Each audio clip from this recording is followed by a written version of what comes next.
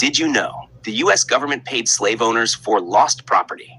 Did you know that after slavery was abolished, slave owners were financially compensated by the U.S. government for losing their enslaved property? But the formerly enslaved people received nothing. No reparations, no land, no resources to rebuild their lives. The oppressors were paid. The oppressed were left with nothing.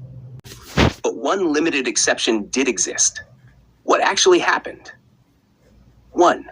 The only federal compensation program was in Washington, D.C.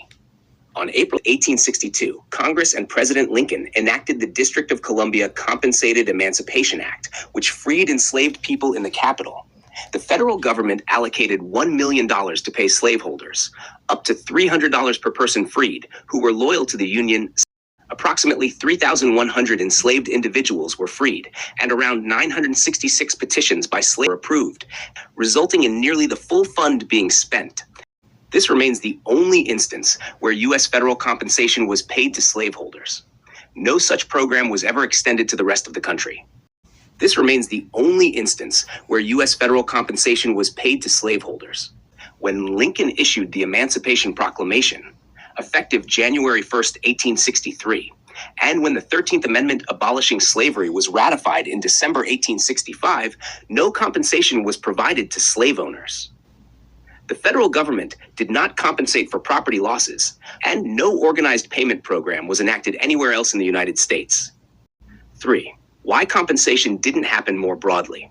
Economic historians estimate that if slaveholders had been paid compensation across the entire United States, it would have cost the government between $2.5 to $3.7 billion, mid-19th century dollars, roughly equivalent to the actual cost of the Civil War. Even paid over many years, such a huge commitment lacked political support. Many slaveholders were heavily indebted, having mortgaged enslaved people to finance their plantations. Paying full value could have bankrupted them, and the program lacked sufficient backing in Congress. Washington, D.C., 1862. Yes, owners were paid up to $300 per person freed. In short, the only cases of slaveholder compensation by the U.S. federal government occurred in Washington, D.C. between April 1862 and early 1863. Elsewhere, after the Emancipation Proclamation and the 13th Amendment, slaveholders received no compensation. So while there was compensation, it was extremely limited in scope and didn't extend to the slave states or the vast majority of enslaved people in the U.S. Did congressmen, senators, or presidents get paid for freeing slaves? 1. Abraham Lincoln never owned slaves. Abraham Lincoln personally never owned slaves. He came from a poor family in Kentucky, Indiana, and Illinois, all free states except Kentucky, where slavery existed, but his family was anti-slavery. Lincoln's stance against slavery was well known. His push for compensated emancipation in D.C. was a political move, not personal benefit. 2. Congress members who owned slaves. Some were compensated in D.C. When the District of Columbia Compensated Emancipation Act of 1862 passed, some slaveholding residents of D.C., including federal officials and possibly members of Congress, did file claims for compensation. Historical records show that government officials, judges, and other elites in D.C. submitted petitions under the act.